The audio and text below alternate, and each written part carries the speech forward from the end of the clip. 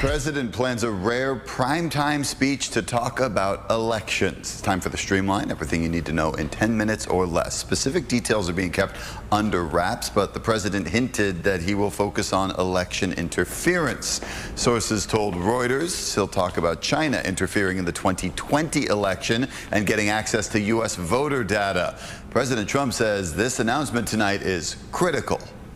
It's really, really big news. It doesn't get bigger, because without free and fair elections, you don't have a country.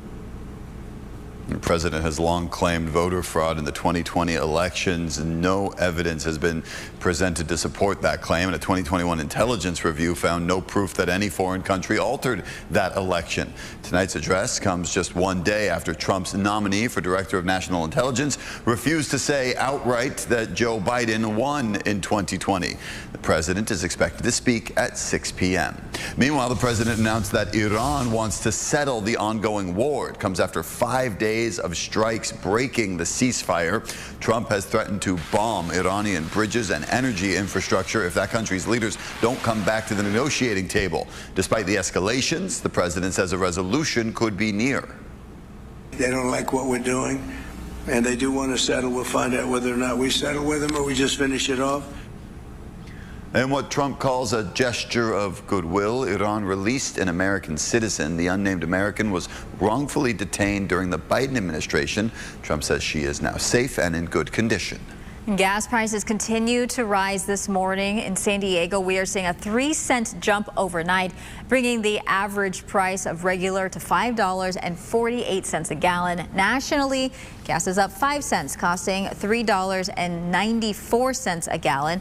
During roundtable discussions, President Trump did acknowledge that the war will continue to impact oil prices, but he claimed that they will, quote, drop like a rock once the war is over. President Trump is now saying ICE should continue traffic stops, saying agents are doing a, quote, great job. This comes after 2 deadly shootings led Homeland Security to suspend most stops. ABC 10 News reporter Laura Acevedo explains the reversal and what community leaders here are saying.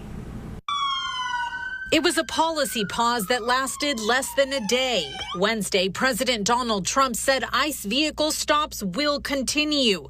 Just 24 hours after his Department of Homeland Security Secretary and Border Czar said ICE wouldn't be stopping people in traffic stops. Doing, what they believe is a necessary short-term pause just to look at it and make sure everything's good. The back and forth happening after a deadly week. In Maine, Monday, ICE shot and killed a Colombian man. Last week in Houston, a Mexican man was shot and killed. The agency saying the officers feared for public safety in Maine. In Houston, they said officers fired in self-defense. President Trump posting on Truth Social Wednesday saying, quote, we cannot give up one of ICE's most important and effective crime-fighting tools, the traffic stop, saying once we do, quote, we are playing right into the criminals' hands. Not surprising that the suspensions would then be reversed almost immediately. Benjamin Prado is with Unión del Barrio, the local group that does community patrols looking out for ICE. Tuesday, in an interview, Prado told me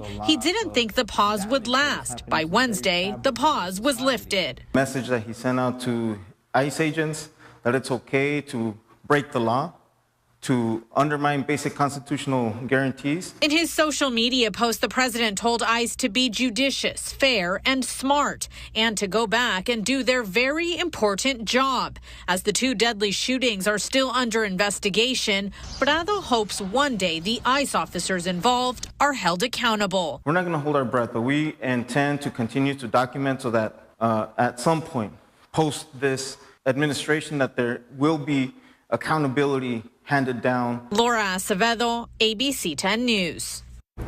Along with immigration, Laura covers the South Bay. If you have a story idea for her, you can scan that QR code there on your screen, or you can email her, laura.acevedo@10news.com.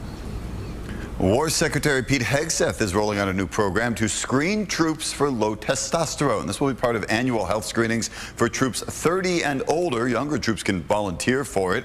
Hegseth says the goal is to help troops operate at their absolute best. The medical guidelines generally recommend against widespread testing because hormone levels vary throughout the day.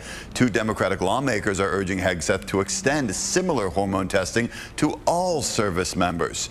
Treatment options would be up to the individual. The testing plan, though, comes as the Trump administration wants to ease limits on prescribing testosterone nationwide.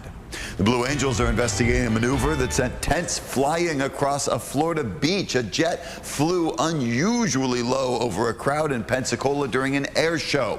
The blast of air tossed chairs and kicked up sand. It left several people screaming on the beach. One witness says it was a shocking sight.